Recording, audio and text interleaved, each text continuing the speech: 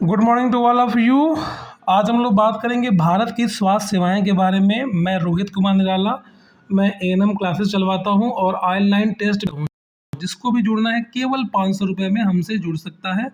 500 रुपये फीस बहुत ही कम फीस है। ये फीस तब तक के लिए जब तक आपका एग्ज़ाम ना हो जाए। तो चलते हैं, बात करते हैं टॉपिक के बारे में। तो हम आगे देखते हैं भारत की स्वास्थ्य संस्थाएं। भारत की जो स्वास्थ्य संस्थाएं हैं, सबसे पहले जो WHO ही आता है। तो WHO के बारे में बात करते हैं। विश्व स्वास्थ्य संगठन इसको बोलते हैं, वर्ल्ड हेल्थ ऑर्गेनाइजेशन के नाम से जानते हैं। इसकी स्थापना कब हुई थी? 7 अप्रैल 1948 में हुई थी। ये क्यों हुई थी? ये इसलिए हुई थी कि भारत के लोगों में स्वास्थ्य की समझ विकसित कराने की एक संस्था है। आपसी सहयोग से बहुत सारे कंट्री है, बहुत सारे कंट्रीज़ हैं, सब में एक कह सकते हैं कि एक स्वास्थ्य की समझ को डेवलप करने के लिए इस संस्था का आयोजन किया गया था, या कह सकते हैं कि इन संस्था का स्थापना हुआ था 7 अप्रैल 1948 में। और फैक्ट्री एक्ट भी इसी टाइम आया था। तो आप चाहें तो फैक्ट्री एक्ट से भी इस डेट को याद कर सकते हैं। इस देश में टोटल 194 कंट्री आते हैं। ये 194 कंट्री इस देश के सदस्य हैं, तथा 2 और भी कंट्रियां हैं जो इस देश की सदस्य तो नहीं है लेकिन इस देश के साथ मिलकर काम करती हैं। इसको बोलते हैं संबंध सदस्य हैं, मतलब इससे संबंधित है, इसके साथ मिलकर के काम में भाग ले सकती हैं। तो टोटल मतलब 194 ही कंट्रीज़ हैं और 2 जो होती है वो संबंधित हैं। आगे बात करते हैं हम लोग, इसका मुख्यालय कहाँ है? तो इसका जो मुख्यालय है, जो WHO का मुख्यालय है, स्विट्जरलैंड के जिनेवा शहर में स्थित है। इथियोपिया के डॉक्टर टेड्रोस एडरनाम गैब्रियसस विश्व स्वास्थ्य संगठन के नए महानिदेशक नियुक्त किए गए हैं। वह WHO महानिदेशक बनने वाले पहले अफ्रीकी हैं।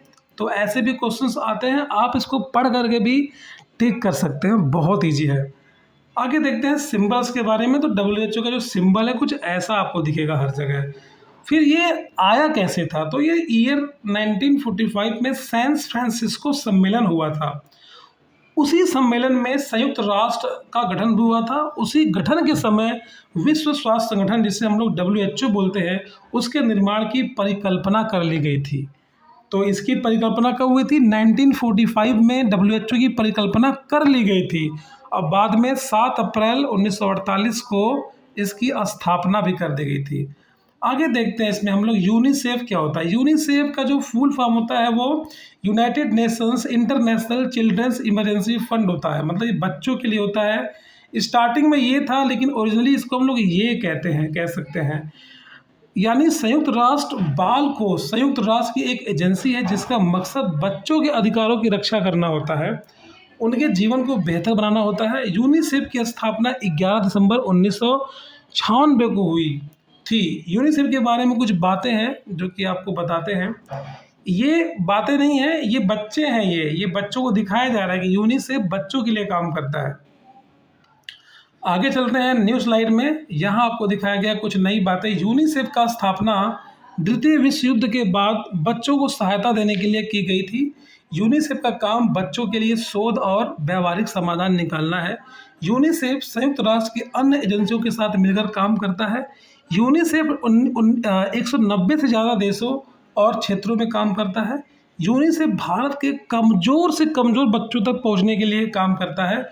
यूनिसेफ बच्चों के स्वास्थ्य, सुरक्षा और खुशहाली के लिए काम करता है। तो यूनिसेफ लागू होने के बाद भारत में जो बच्चों की जो दशा है वो कुछ ऐसी है, ये दिखाया जा रहा है, लेकिन दशा तो और ख़राब भी हो सकती है जो कि आपको नहीं दिखाया जा रहा है। और जो दशाएं हैं यूनिसेफ की वो ऐसी है। इसके बाद और जो बच्चे हैं काफ़ी हंस खेल कूद रहे हैं, वो ऐसे हैं। तो अब कह सकते हैं कि जो यूनिसेफ की स्थापना हुई थी वो कंप्लीट रूप से बच्चों के लिए हुई थी। लिखा भी है यहाँ पर चाइल्ड इमरजेंसी फंड के तरह हम लोग जान सकते हैं इसको। आगे देखते हैं UNFPA क्या होता है, इसके बारे में बात करते हैं। UNFPA का जो फुल फॉर्म है संयुक्त राष्ट्र जनसंख्या कोष, मतलब United Nations population fund activity है। यह संयुक्त राष्ट्र की एक एजेंसी है। यह यौन प्रजनन स्वास्थ्य के जुड़े काम करती है। इसका मकसद एक ऐसी दुनिया बनाना है जहां हर गर्भावस्था वांछित हो, हर प्रसव सुरक्षित हो और हर युवा की क्षमता का पूरा इस्तेमाल हो सके, इसीलिए एफपीए को बनाया गया था। आगे देखते हैं हम लोग इसमें कि इसकी स्थापना 1967 में ट्रस्ट फंड के तौर पे हुई थी। साल 1969 में इसका काम शुरू हुआ था, मतलब 1967 में ट्रस्ट फंड के रूप में इसकी स्थापना हो गई थी और 1969 में इसका काम शुरू हो गया था और 1987 में इसका नाम बदलकर संयुक्त राष्ट्र जनसंख्या कोष कर दिया गया था। यह संयुक्त राष्ट्र महासभा का एक सहायक अंग भी है। आगे देखते हैं, यहाँ पर मैंने ये फोटो लगा रखा है। ये फोटो लगाने का मतलब है यौन प्रजनन, स्वास्थ्य, प्रेगनेंसी, गर्भावस्था, इससे जुड़ी बातें को कोरिलेट करने के लिए मैंने यह फोटो डाल रखी है। आगे देखते हैं, इसका जो वित्त पोषण पूरी तरह से स्वैच्छिक योगदान से आता है। यह संयुक्त राष्ट्र आर्थिक एवं सामाजिक परिषद द्वारा स्थापित किया गया है। आगे देखते हैं, ये कह सकते हैं कि पूरी तरह से स्वैच्छिक योगदान है, मतलब कोई भी इसमें योगदान दे सकता है। यह योगदान से ही चलता है, आपके क्षमता अनुसार आप इसमें योगदान डाल सकते हैं। आगे देखते हैं, यह लिंग समानता, शिक्षा, स्वास्थ्य से जुड़े सतत विकास लक्ष्यों को पूरा करने में मदद भी करता है। आगे देखते हैं, इसमें कोई भी भेदभाव नहीं है, नहीं लड़का नहीं लड़की, सारे एक साथ पढ़ेंगे लिखेंगे, जैसा कि यहाँ लिखा हुआ है लिंग समानता। आगे देखेंगे इसमें हम लोग इसका काम है वो गर्भ निरोधक का इस्तेमाल बढ़ाना भी है, बाल विवाह को रोकना भी है, लैंगिक आधारित हिंसा को रोकना है, महिला जननांग विकृति जैसी समस्याओं के खिलाफ अभियान चलाना भी है। तो इसमें हम लोग देखते हैं, गर्भ निरोधक गोलियों का मतलब है कि जनसंख्या जितना ज़्यादा बढ़ेगी उतना ही ज़्यादा भारत में या अन्य कंट्रीज में प्रॉब्लम बढ़ेगी। तो छोटा परिवार सुखी परिवार कुछ ऐसा ही चाहता है ये। आगे देखते हैं, इसको कंट्रोल्स करने के लिए तरह तरह की चीज़ें सरकारी सुविधाओं के साथ कंडोम्स वगैरह वगैरह भी मिलते हैं। आगे देखते हैं, इसमें हम लोग बाल विवाह, ये छोटा सा बच्चा है, ये लड़की बहुत ज़्यादा उम्र की है और इसका मतलब ये नहीं होता कि शादी हो सकती है, नहीं हो सकती है। लड़की छोटी रहे लड़का बड़ा रहे तब भी शादी नहीं हो सकती है। शादी केवल बालिग लोगों की ही हो सकती है। ऐसा नहीं है कि 10 क्लास का बच्चा शादी करेगा BA MA की लड़कियों से। 10 क्लास का बच्चा की उम्र कितनी हो गई? 16 ईयर्स हो गई, तो बिल्कुल पॉसिबल नहीं है। तो बाल विवाह पर भी लगाम लगाने के लिए ये संस्था चलती है। आगे देखते हैं, आगे हम यहाँ देखते हैं, यहाँ पे कुछ किन्नर हमारे सामने दिख रहे हैं। किन्नर समाज के लोग हैं। अब किन्नर समाज का लोगों का मतलब है कि इनमें कुछ ना कुछ विकृतियाँ होती हैं, इनके जननांगों में विकृतियाँ होती हैं। जननांग का मतलब होता है मेल फीमेल पार्ट से होता है। तो इनके जो फीमेल या मेल पार्ट्स हैं वो पूर्ण रूप से डेवलप नहीं होते हैं, इनके वजह से इनके साथ भेदभाव किया जाता है। ये नहीं पुरुष है नहीं नारी है, ये अर्ध नारी या अर्ध पुरुष बोल सकते हैं। इसके लिए भी ये संस्था काम करती है। तो आगे हम लोग आगे चलते हैं नेक्स्ट स्लाइड में। UNDP का मतलब देखते हैं।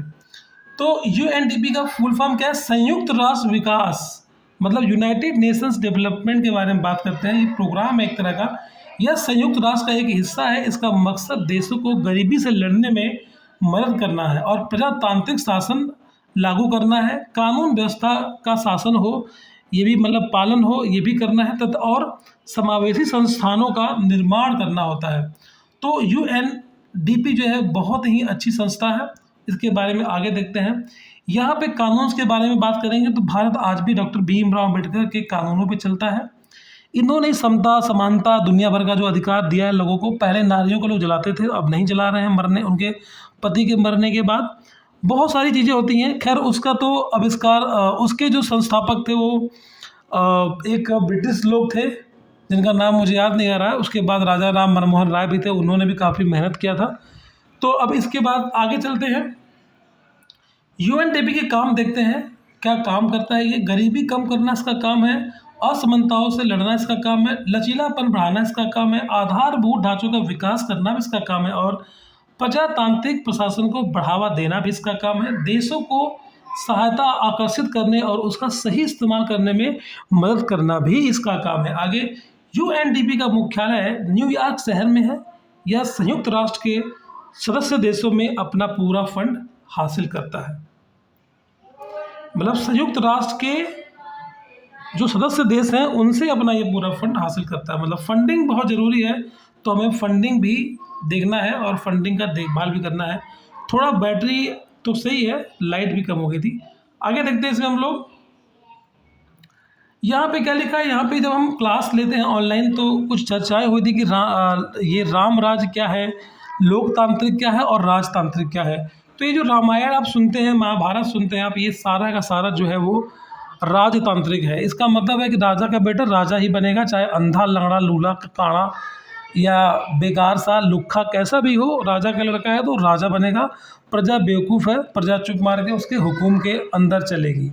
ये रामराज्य में भी था और ये महाभारत में भी था, ये नेपाल में भी था, इससे पहले हर जगह था ये। तो अब क्या है कि जो यूएनडीपी के अनुसार ऐसा नहीं है। रामायण महाभारत जो है या कोई भी है वो तो एक धर्म ग्रंथ है, उसमें भी बताया गया था पहले राजशाही था, उसको दिखाया गया था। लेकिन अब प्रजातांत्रिक है, प्रजा जिसको वोट देगी वही राजा बनेगा और प्रजा के हुक्म से ही देश चलेगा। प्रजा जो चाहेगी वो चलेगा। प्रजा अगर चाहती है कि अंगूठा छाप मेरा नेता बने तो अंगूठा छाप ही बनेगा, और उस अंगूठे के छाप के पीछे 5-7 आईएएस दे देंगे ताकि वो अंगूठा छाप अपना दिमाग लगाता रहे, आईएएस के दिमाग के सहारे वो आगे बढ़ता रहे। ऐसा ही होता है, सलाहकार भी बन जाते हैं बहुत सारे उनके देश चलाने के लिए। तो ये बातें हो गई हमारी यूएनडीपी में हो गई। इसकी स्थापना कब हुई थी? इसकी स्थापना हुई थी 22 नवंबर 1965 में इसकी स्थापना हुई थी। कुछ कंट्री आज भी राजशाही पे काम करते हैं, जैसे कि दुबई है, वहाँ पर भी राजशाही है। रशिया है, वहाँ पर भी देख रहे हैं एक ही आदमी कई दिन से बना हुआ है, व्लादिमीर पुतिन। पता नहीं कब से मैं देख रहा हूँ, वही पहले प्राइम मिनिस्टर फिर राष्ट्रपति, फिर ऐसी बना बना ज़िंदगी भर बना ही रहेगा। तो ये गलत बात है, ऐसा नहीं होना चाहिए। प्रजा खुद अपना राजा तय करेगी 5 साल के लिए, 5 साल के लिए काम अच्छा नहीं करेगा उसको हटा देगी।